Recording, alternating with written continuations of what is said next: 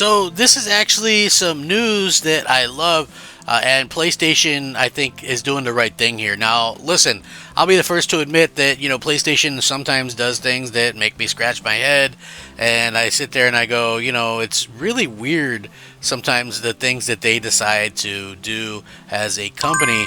But I guess they've earned some benefit of the doubt.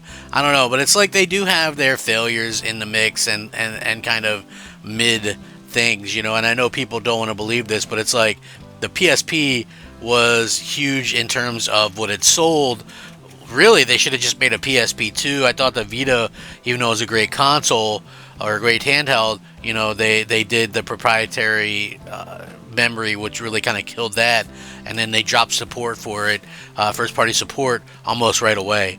Same thing with the PSVR. Like the PSVR saw okay success. I mean, it sold over 5 million units, but in terms of first party, Sony didn't do anything for that. So, we kind of have that sort of world where some of these things happen and some of these things aren't supported. And then PSVR 2, sort of the same way. Like, I love the technology. I have a PSVR 2, right? I spent a huge amount of money on this thing. It was $550, believe it or not. But it looks like it could be seeing some movement now as PSVR 2 sales surge over 2,000% after Sony's huge price drop.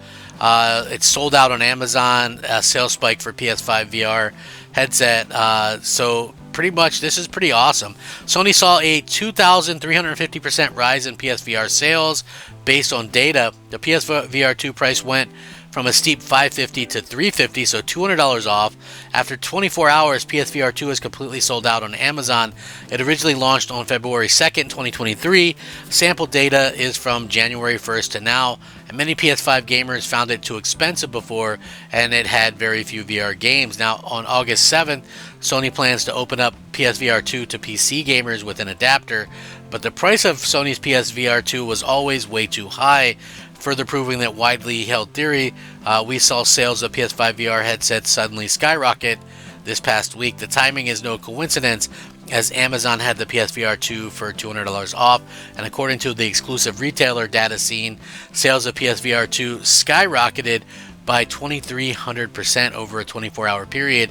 In fact, there were more PSVR 2 sales this past Sunday than in the first 7 months of 2024 combined. Amazon is now sold out, but we're still seeing the VR headset in stock at some places like Walmart and things like that. I'm going to link this so you guys can check it out and let me know what you think as well. Listen, I'm kind of the first person, I was always like the first person to kind of make fun of the VR stuff, right? Like, I know not everybody's a huge fan, but VR is actually pretty amazing once you can actually, learn to enjoy it and kind of play it. And there's some decent games on the PSVR. I think a lot of people will point to stuff like Gran Turismo as being a thing, and it is a completely different experience than anything else. Also, Horizon Call of the Mountain is on there as well. I do think it's weird, like, there's that Batman Arkham VR game, but it's exclusive to Meta, so it's like, you wish that they would be able to get some of this stuff, or Half-Life Alyx, or, like, to me, I always thought, hey, they would get stuff like that at the end of the day, but, they haven't really been able to kind of pull that off, which is unfortunate, but at the same time, it's very interesting to see that people are kind of jumping into this, because it is incredible tech. Listen, it was never going to take the place of, traditional gaming. It's not going to do that. It's not this Ready Player One experience, but it is still a pretty amazing experience, if you ask me. Walmart and other U.S. retailers followed suit with their own price drops after Best Buy, which was first and Amazon was second, reduced the prices, so the surge in PSVR sales wasn't just limited to Amazon. So what happened to PSVR 2? Well, it launched with a lot of promise. It had potential to being well-known PlayStation game IP to virtual reality when few other headsets had established in-house franchises, and sure enough, Sony launched Horizon Call of the Mountain alongside with the headset and over 30 PSVR 2 titles. However, besides adding a VR mode to Gran Turismo 7, there hasn't been a lot of truly standout PSVR 2 games from Sony or third-party developers.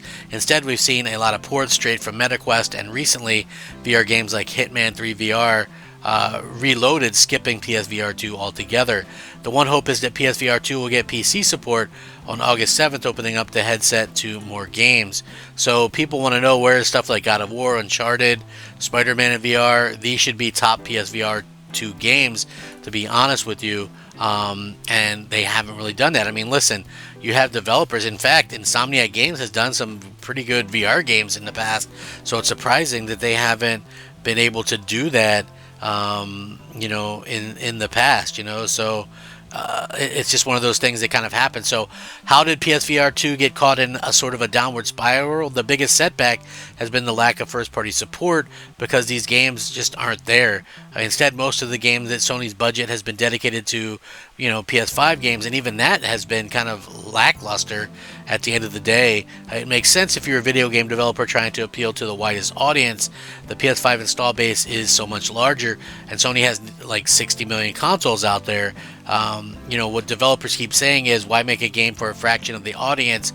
In a chicken or the egg scenario, gamers aren't willing to invest in a VR headset that aren't going to have a lot of games in the pipeline. And to be honest with you, I haven't even played mine in a little bit. I've been meaning to kind of go back into that and kind of play that. But, again, it's just one of those things that, as a fan, I'm kind of looking at what they can do, and I'm sitting there thinking, listen, one of the things that they can do is lower the price of this thing. This thing has been, it was more expensive than the PS5 itself, which is sort of a big ask if you're kind of looking into, people to kind of spend money on this thing. So yeah, nice to see that they've kind of come out and done this in a way that, can get people excited about the future of the platform again, because like I said, VR is such a really cool thing, but it's just like people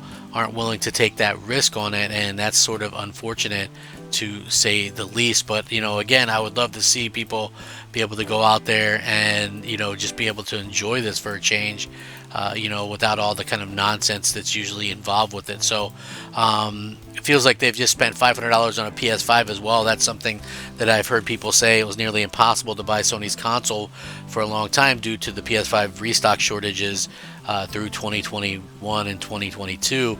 Sony's inventory woes have been coming back to haunt them, of course, adding the fact that it was cheaper to buy a PS5 console versus a PSVR 2 at launch by $50. $150 if you bought the digital one, and the PS5 Slim has a MSRP of $500 and now is on sale for $450. So you're spending over $1,000. And trust me, I'm not saying that it's like not worth it. I'm just saying that's a big ask in these times for people to spend that type of money. And it's been sort of a big problem for a while now. So anyway, the new $350 PSVR 2 price, Sony hasn't confirmed if the price is sticking around, by the way, so if you can find it for that, I highly suggest you pick it up. It shows that there's an appetite for VR gaming among PS5 console gamers, but it can't cost more than the PS5 console itself, and there has to be software to play. So the bright spot is PlayStation, Portal is a good gaming accessory as well. The PS5 Pro could come out and help out, and do some pretty big things, relatively soon. But seeing this thing kind of push some things like this, I think that's a great thing. It's really good for gamers. It's good for the industry as well. Like I said, I think VR is super cool. At the end of the day, it's one of those things where gamers a lot of times are afraid to try new things, or afraid to test out things to see if it's worthwhile or whatever. For me, I think that it's incredibly worthwhile to go out there and have just try something new. Trust me, I was skeptical of VR as well. And my thing was, I was into the original PSVR. I think I had close to 75 games, or maybe a little bit more than that. It was just really something fun to play, and so different, and I think people kind of forget that or whatever. It's like it's supposed to be different, but you get a completely different feel for it. It's never going to take the place of the traditional gaming that we're kind of all used to. And I think that's a big fear that a lot of people were having was, hey, we have this way of gaming, and it's going to kind of destroy what we kind of all know and love, and I don't think that's ever going to be the case. So you know, you don't have to worry about that, but I do think it is kind of a fun thing to jump into here and there. With that being said, I will link this in the description. You guys can check it out. Are you thinking about picking up PSVR 2? If you are, let me know down below. I would appreciate a like and a subscribe. Rack 'em up. Crap Gamer out.